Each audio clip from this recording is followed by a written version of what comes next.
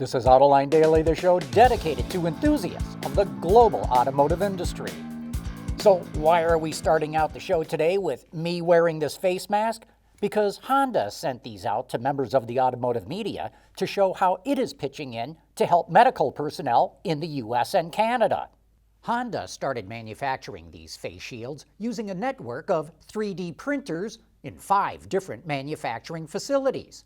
But 3D printing is slow, so they switched over to injection molding, which ramped up production to over 3,000 face shields an hour. So far, Honda has donated 70,000 shields to over 300 medical facilities, and it says it's about to ship another 60,000. And this is yet another example of how the automotive industry is playing a critical role in fighting the pandemic. Speaking of Honda, it just set a production record for the month of April in China. It made over 152,000 vehicles, up 121% from a year ago. And hopefully, this is a sign that the auto industry will recover quickly the world over. And let's stay with China for the moment, where BYD is going to supply batteries to Ford, according to a document from China's Ministry of Industry and Information Technology. Ford's joint venture partner, Changan Automobile, is seeking Chinese government approval to build a plug-in hybrid model with BYD's batteries. And this is the first time that BYD is known to be supplying batteries to a major automaker.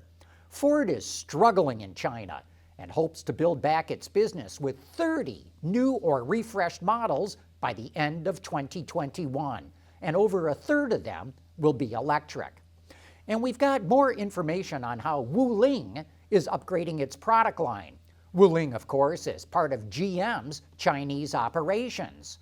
The Hongguang Plus is Wuling's largest model and now comes in 2, 5, 7, and 8-seat layouts for both commercial and private use. Under the hood is a 1.5-liter naturally aspirated engine mated to a 6-speed manual. One interesting note is that Multimatic helped tune the suspension. That's the same company that builds the Ford GT and the spool valve shocks that are used in the Chevrolet Colorado ZR2. Wuling is also adding new electric vehicles. Here's the interior of the Hongguang Mini EV, which is a compact car that's about 9.5 feet long. It sure is interesting to see a new vehicle without a giant screen in the center of the dash. Lastly is the Rongguang EV, an electric minivan. Sold as both commercial and passenger versions, it comes with a 42 kilowatt-hour battery that provides up to 300 kilometers of range and costs around $12,000.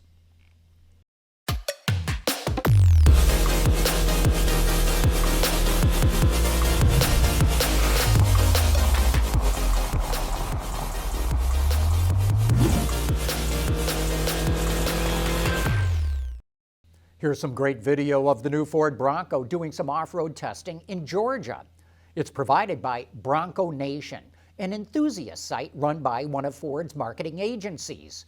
Engineers were there to test where mud sticks, how easy it is to clean off, and how to prevent damage to key components from mud and water.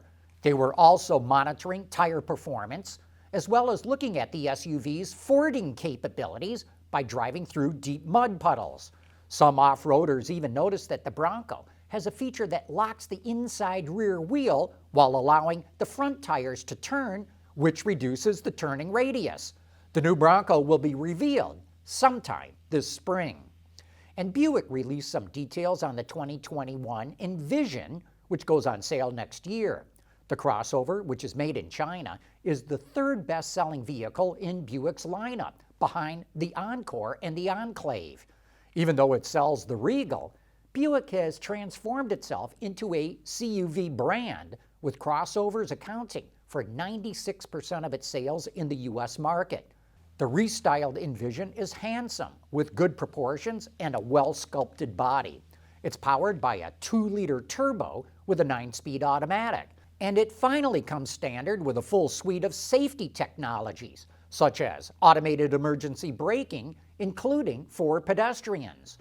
Automakers, including General Motors, promised that they would make this technology standard on all models starting with the 2021 model year.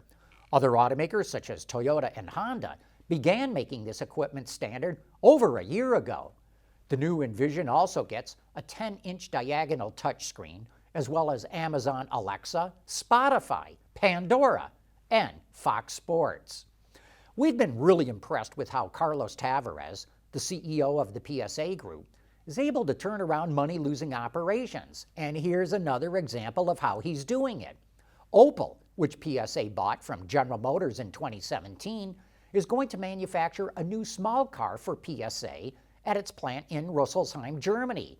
It will be made on PSA's EMP2 platform that supports vehicles like the Peugeot 308 and Citroën C4 Picasso. That plant currently makes the Opel Insignia and will make the next generation Astra as well, but it's closed right now due to the coronavirus. Autoline Daily is brought to you by Bridgestone Tires. Your journey, our passion.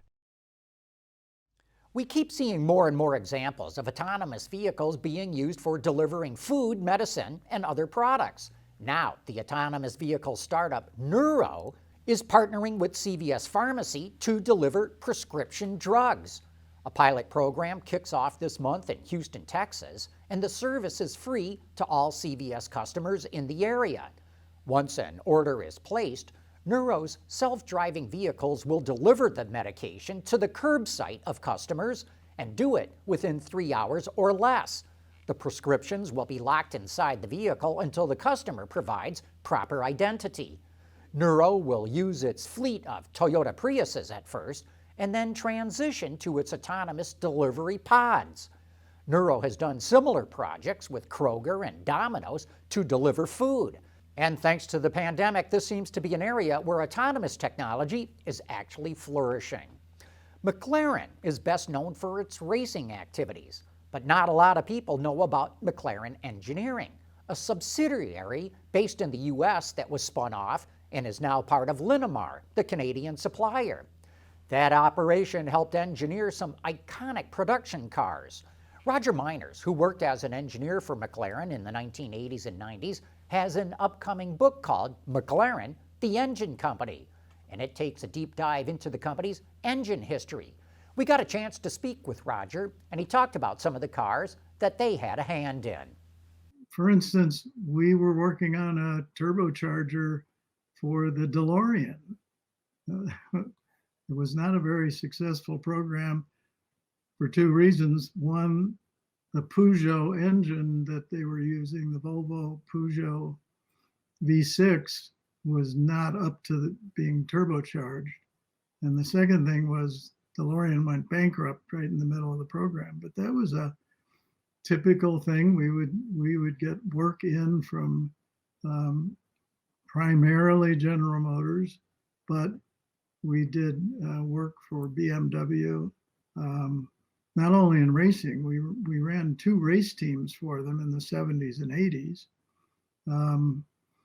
We did a lot of engine rebuilding work, but as time went by, and it was during the, we developed the Buick Indy engine, and that led to a job to build a supercar for Buick called the GNX, which is a pretty famous car these days.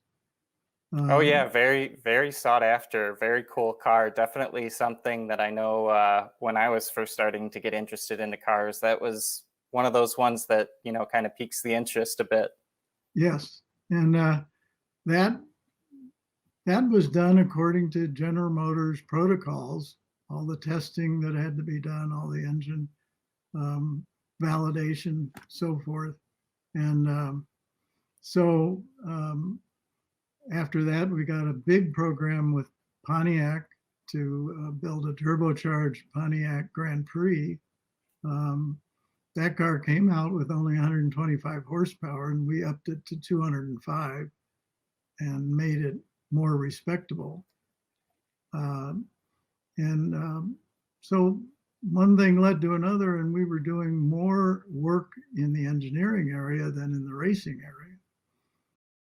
And of course, you can watch that full interview right now on our YouTube channel. And with that, we wrap up today's show. Thanks for watching, and please join us again tomorrow.